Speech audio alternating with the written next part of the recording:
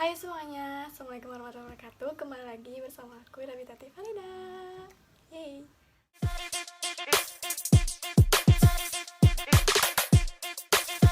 Hai, jadi video kali ini aku mau ngebahas tentang, sesuai dengan judul ini, cara menentukan masa depan.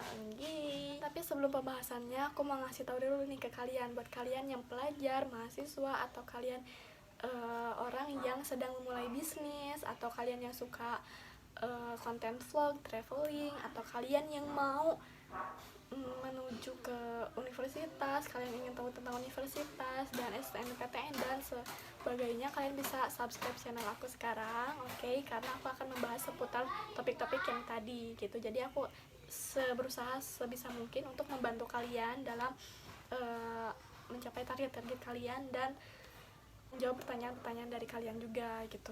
Nah, di sini aku bukan niat untuk ngajarin, tapi aku di sini untuk kita belajar bareng-bareng, kita belajar bersama, kita diskusi aja di kolom komentar ya. So buat kalian yang pengen aku ngebahas video tentang apa, kalian bisa komen di bawah. Oke, aku di sini udah ngambil dari beberapa referensi dari YouTube juga. Aku ngambil referensi dari YouTube dan aku rangkum lagi, dan ini juga udah aku terapin di kehidupan aku sehari-hari. Oke? Nah, sebelum kita bahas tentang gimana caranya untuk menentukan masa depan, aku mau nanya dulu nih ke kalian. Menurut kalian, sukses itu apa sih? Nah, kalian jawab ya. Kalian boleh jawab di kolom komentar, atau kalian boleh jawab di kertas atau dimanapun. Okay? Nah, kalau kalian udah tahu sukses menurut kalian itu apa, sekarang aku mau nanya lagi nih ke kalian. Menurut kalian, gagal itu apa sih? Gagal, oke? Okay? Kalian boleh jawab di kolom komentar. Nah, kalau kalian udah bisa nentuin apa itu sukses dan apa itu gagal menurut definisi kalian, kita langsung aja ke caranya ya. Nah, kenapa aku suruh kalian tulis apa itu sukses dan apa itu gagal? Karena supaya kalian punya gambaran ke depannya. Kalau kalian sukses itu kayak gimana, dan kalau kalian gagal itu kayak gimana gitu. Jadi kalian punya acuan gitu, kalian gak rancu dimana nanti ngejalaninnya, kayak gitu. Oke, kita langsung aja ke caranya. Stay tune. Nah, yang pertama adalah kalian harus menentukan keputusan yang baik dan benar. Sebenarnya ini bukan cara yang cara yang harus dilakuin sekarang sih, tapi ini adalah tools yang harus kalian lakuin ketika kalian membuat keputusan. Nah, dalam membuat keputusan ini kalian harus yakin dalam diri kalian sendiri. Kalian harus yakin 100% bahwa keputusan yang kalian ambil itu benar. Nah, dalam keputusan ini ada beberapa aspek nih yang harus menyertai dalam keputusan ini. Yang pertama adalah komitmen 100%, oke? Jadi kalian itu harus komitmen, kalian harus pegang keputusan kalian itu sampai tercapai nanti. Kalian gak boleh ubah-ubah itu. Nah, yang kedua yaitu konsisten. Jadi kalian harus konsisten dalam menjalankan keputusan itu, jangan tiba-tiba berhenti di tengah jalan, kayak gitu. Dan yang terakhir adalah kalian harus mempunyai kemampuan untuk belajar, karena setiap manusia itu harus belajar menjadi lebih baik lagi gitu. Kalian jangan puas dengan hasil kalian sekarang, karena kalian harus terus belajar dan mau ningkatin kemampuan kalian. Nah, setelah kalian tahu cara menentukan keputusan yang baik dan benar, selanjutnya adalah kalian harus nentuin goals kalian. Goals di sini adalah tujuan kalian hidup tuh mau kayak apa gitu. Kalian harus nentuin goals dari sekarang juga, oke? Nah, gimana cara nentuinnya? Kalian bisa pakai metode SMART.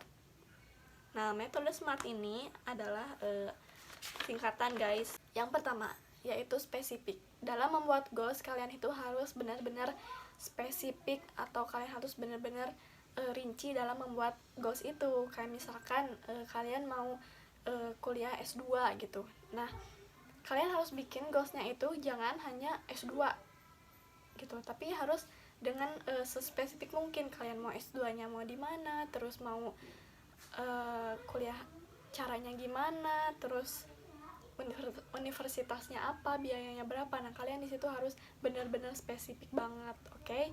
Nah, yang kedua yaitu adalah measurable, yaitu terukur. Jadi kalian harus bikin goals kalian itu bisa terukur. Kayak misalkan tadi S2. Nah, kalian bikin ukuran-ukuran yang kalian bisa capai untuk mencapai S2 itu. Misalkan harus bisa bahasa Inggris, terus punya nilai TOEFL yang bagus. Nah, itu kan bisa terukur ya. Jadi kalian bisa membuat ukuran-ukuran untuk goals kalian itu. Ketiga adalah goals yang actionable. Dalam artian di sini goals yang bisa kalian lakuin dan bisa kalian capai gitu. Kalian jangan membuat goals itu yang terlalu jauh dan terlalu berangan-angan gitu. Jadi ini yang harus bisa benar-benar kalian lakuin dan bisa kalian capai adalah goals yang relevan. Oke. Nah, yang relevan di sini adalah goals yang sesuai dengan passion kalian, goals yang mampu kalian capai gitu. Jangan yang bertolak belakang dengan passion kalian. Terakhir adalah T, yaitu time bound atau jangka waktu. Nah, kalian harus membuat goals kalian itu dengan jangka waktu. Misalkan tadi mau S2. Nah, kalian bikin jangka waktunya misalkan 5 tahun lagi atau 2 tahun lagi kayak gitu. Kalian bikin tenggat waktunya biar kalian bisa tahu nih kalian harus ngelakuin apa aja dalam waktu sekian. Nah, waktu ini itu sangat berpengaruh karena pertanyaan kapan itu sangat berpengaruh kepada goals kalian gitu. Kenapa berpengaruh? Karena kalau misalkan goalsnya semakin dekat itu semakin membuat kita terpacu untuk mencapainya. Kalau misalkan goalsnya semakin lama itu semakin membuat kita menjadi merasa malas gitu untuk mencapainya gitu.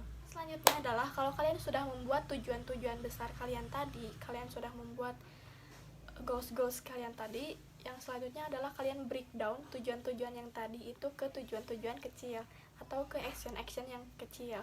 Kalian bikin action plan-nya dalam jangka waktu tertentu kayak gitu. Misalkan kalian harus belajar bahasa Inggris 2 jam sehari kayak gitu. Kalian breakdown ke langkah-langkah kecil yang harus kalian lakuin setiap harinya, setiap bulannya. Terus, nah kalau misalkan kalian udah bikin tujuan-tujuan kecil tadi, langkah selanjutnya adalah kalian harus punya visi misi untuk mencapai tujuan tersebut gitu. Nah, untuk visi misi ini nanti aku akan jelasin di video selanjutnya ya.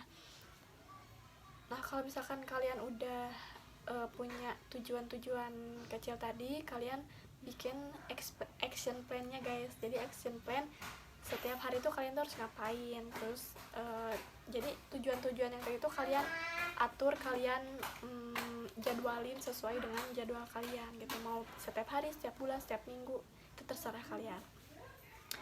Nah, yang terakhir adalah ini optional, itu adalah kalian membuat grafik target gitu. Jadi kalian bikin step by stepnya, kalian tuh mau gimana, naiknya tuh mau gimana gitu. Misalkan kayak aku yang pertama, step 1 itu aku harus keterima di SNMPTN, step 2 aku harus lulus S2, step 3 aku harus punya perusahaan, step 3 step seterusnya guys gitu. Jadi stepnya tuh kayak gini, jadi stepnya tuh naik gitu.